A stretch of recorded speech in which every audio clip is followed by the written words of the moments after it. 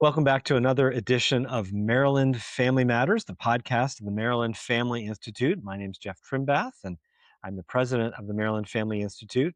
And so glad to welcome to the podcast today Stephen Kaiss. Stephen is the executive director of the Metro Baltimore Youth for Christ, and he is a longtime laborer in the vineyard of youth ministry, youth work here in Maryland. Stephen, welcome to the podcast today.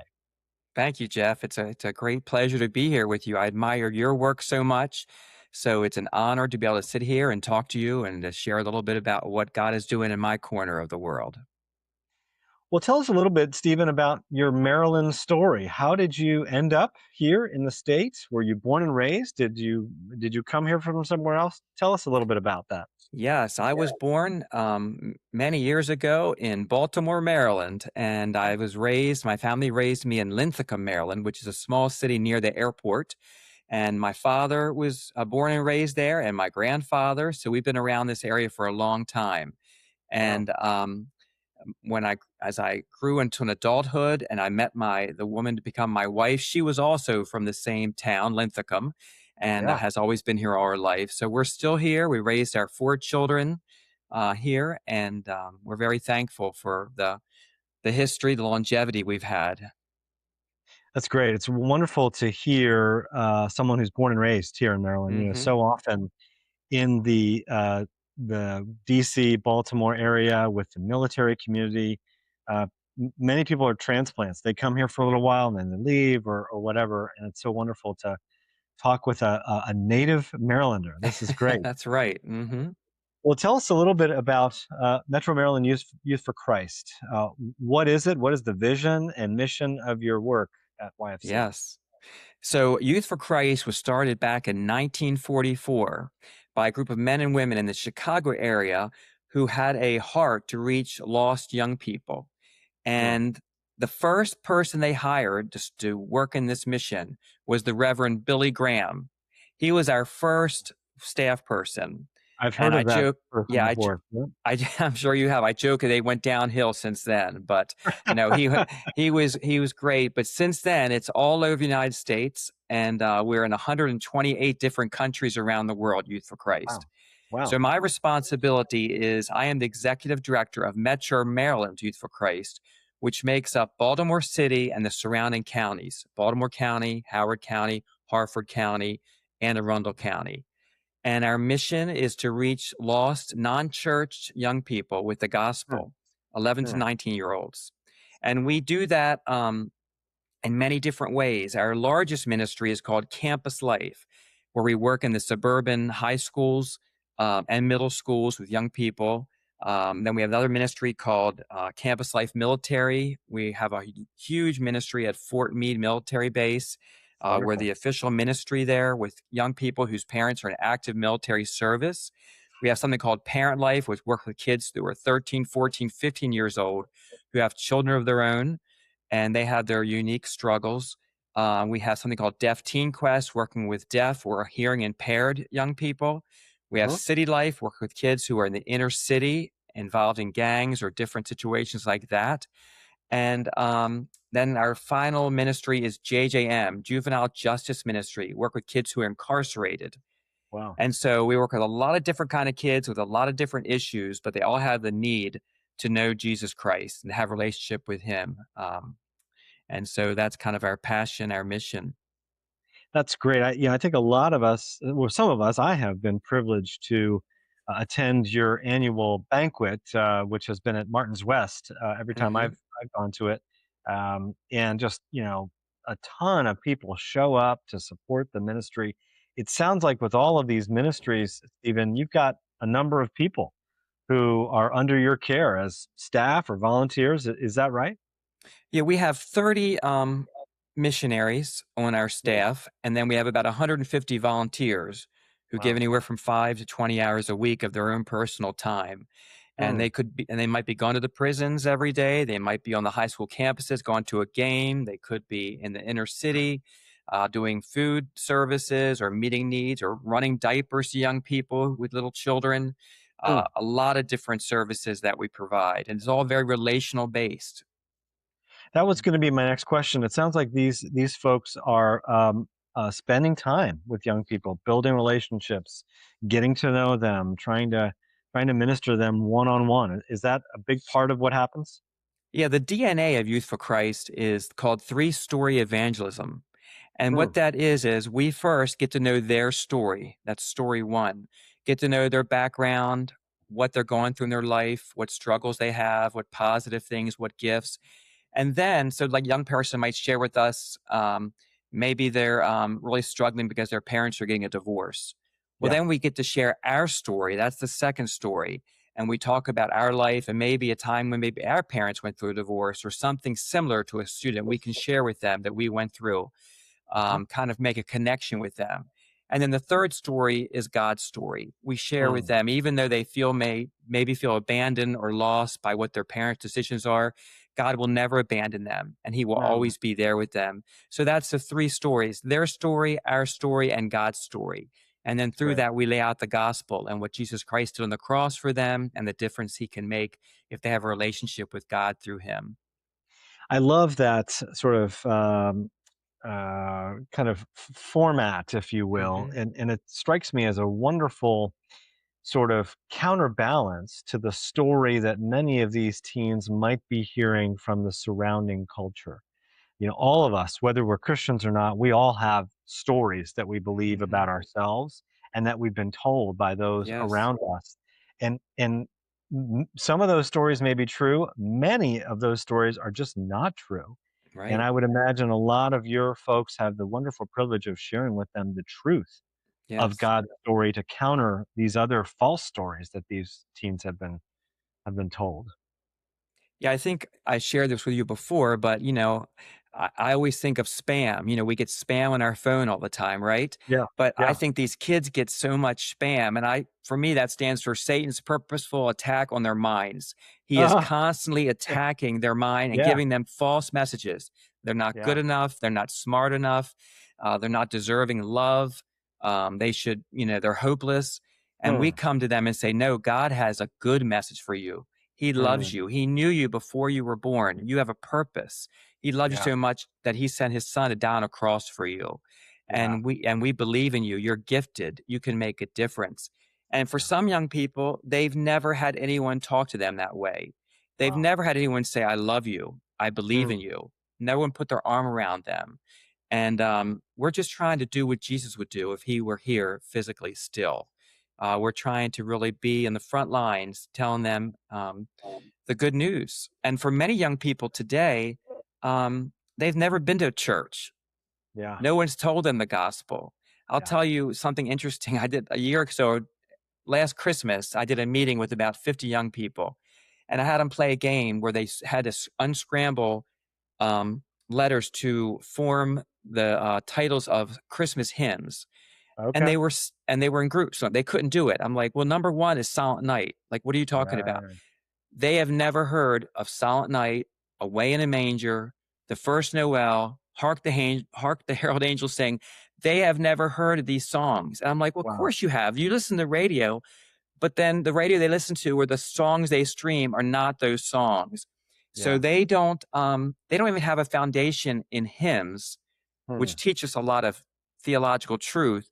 They've never been to church. They don't know anything what Christmas is, what Easter, and no one's Hmm. told them that there's a God who created everything, who loves them incredibly and wants to have a relationship with them.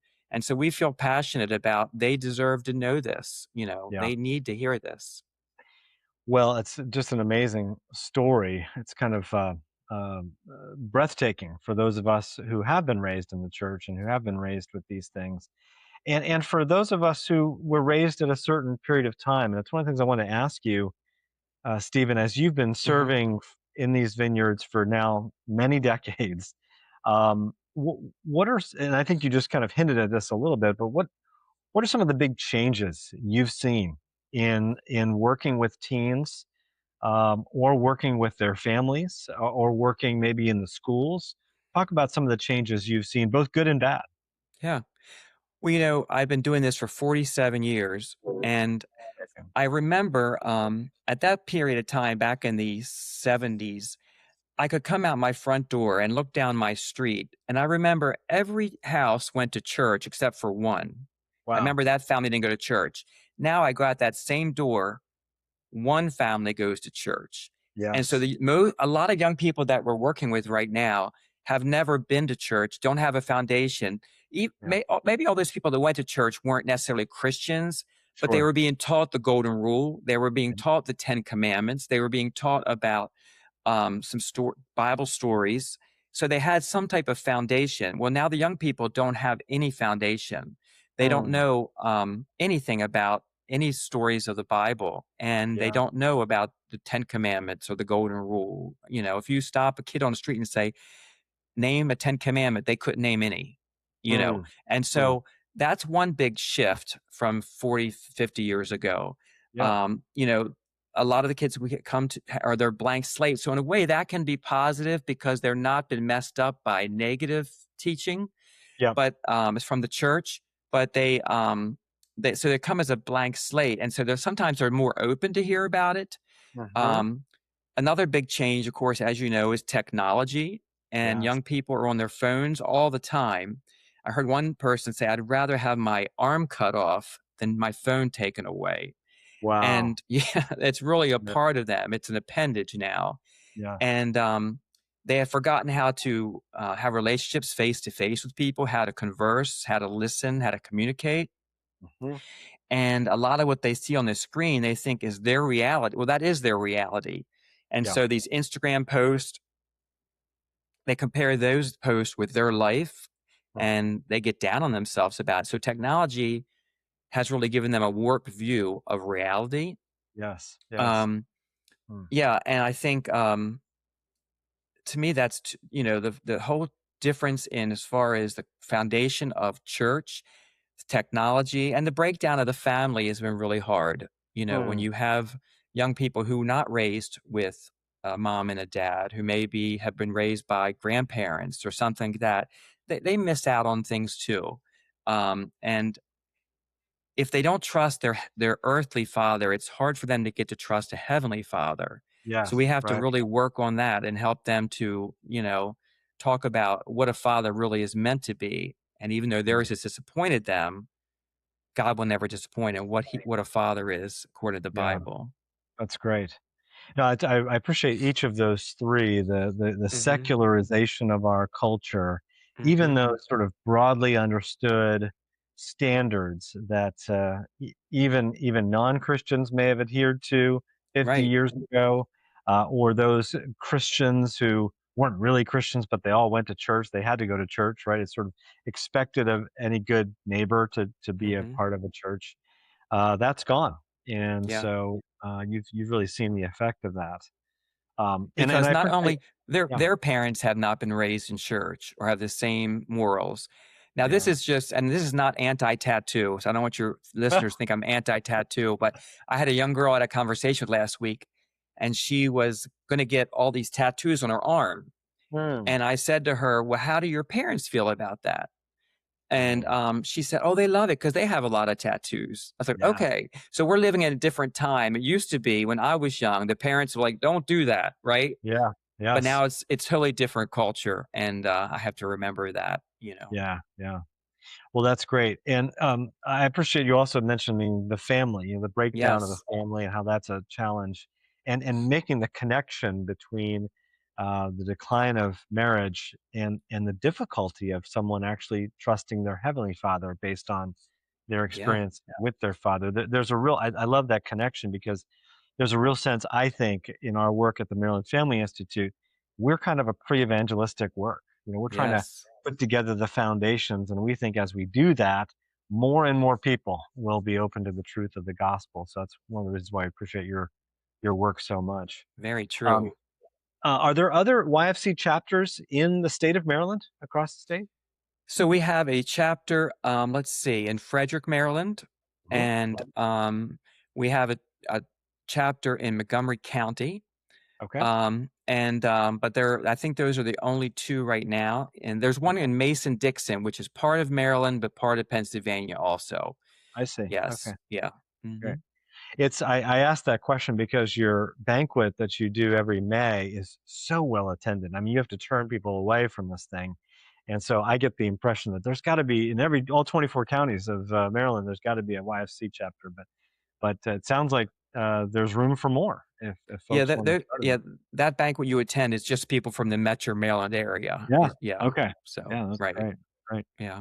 Well, tell us how. I mean, how can we be praying for you, Stephen? And and if someone wants to get involved with Youth for Christ, whether that's someone who Mhm. wants to attend, one of the meetings that one of your ministers would have, or Mhm. maybe a family member who wants their high school student to go, or if someone wants to make a gift to support Mhm. your work, how do they do that? Thank you so much for asking that. Prayer is the most important thing. Mm, Um, I think it was might have been Billy Graham who said, the most important work of evangelism begins on our knees. amen. And so if we have people praying for us, one that God would continue to send forth workers, laborers to Yeah. help us, people volunteer, people to come on staff, people who have a heart for young people and a heart for the gospel and who love Yeah. God. We're Yeah. always looking for people, either staff or volunteer. Hmm. Anybody, as long as they're willing, can help and make a difference in some way. Right. I think, pray for the young people that God brings us to the young people who are ready to hear his word and are open to the Right. gospel. Yep. Um, and just give us wisdom. Pray for wisdom as this culture is changing rapidly and there's a Hmm. lot of division. And a lot of young people are experiencing that. And just give us wisdom how to really minister to all types of young people and what they're Right. going through. And if anybody wants to get involved or make a financial donation, which we are definitely run, we don't get any government grants or anything. It's by gifts from individuals, churches, businesses, but they can go to mmyfc.org. That's mmyfc.org. And there they can donate or they can sign up to volunteer or just get more information about us. mmyfc.org is the Correct. website for Metro Maryland Youth for Christ. Stephen Kaiss, the longtime executive director Mhm. and youth worker, has been our guest today on Maryland Family Matters. Stephen, thank you so much for not only your personal ministry to so many young people in our state, but thank you for your support of the Maryland Family Institute. We're so grateful It's an for your honor. support Mhm. for us. Yeah. Thank you so much, and we'll talk to you later. Thanks for the time. Bye bye.